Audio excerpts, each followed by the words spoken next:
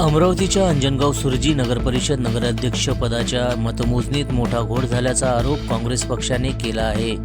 नगराध्यक्ष पदासाठी काँग्रेसच्या उमेदवार आशा बानो रशीद खान यांचा पराभव जाहीर होताच काँग्रेस आक्रमक झाली आहे।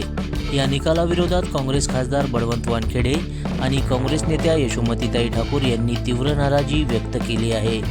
काँग्रेसकडून असा आरोप करण्यात आला आहे की निवडणूक निर्णय अधिकाऱ्याने अरेरावी करत घाईगडबडीने निर्णय जाहीर केला असून या ठिकाणी लोकशाहीचा गळा घोटला गेला आहे। काँग्रेसने स्पष्ट सांगितले आहे की आम्ही फेरमतमोजणीची मागणी केली होती, मात्र निवडणूक निर्णय अधिकाऱ्यांनी ती फेटाळून लावली। इतकेच नाही तर मतमोजणीचे व्हिडिओ रेकॉर्डिंगही देण्यास नकार देण्यात आला, असा गंभीर आरोप काँग्रेसकडून करण्यात आला।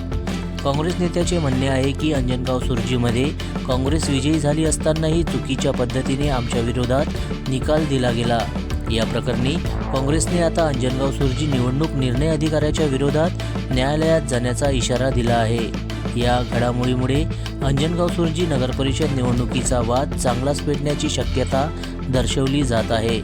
जनसमर्थन न्यूज, अंजनगाव सुरजी, जिल्हा अमरावती।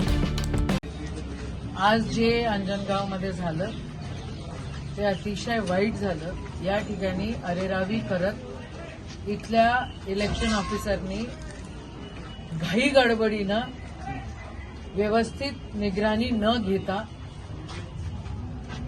इलेक्शनचा निकाल दिला।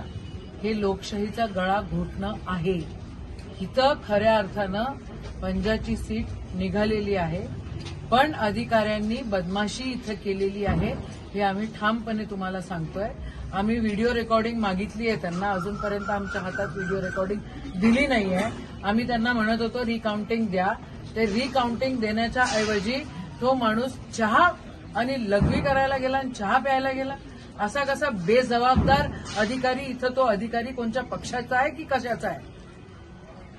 या गोष्टी आम्ही कटाक्षानं सांगतोय की इथं लोकशाहीचा गळा घोटलेला आहे।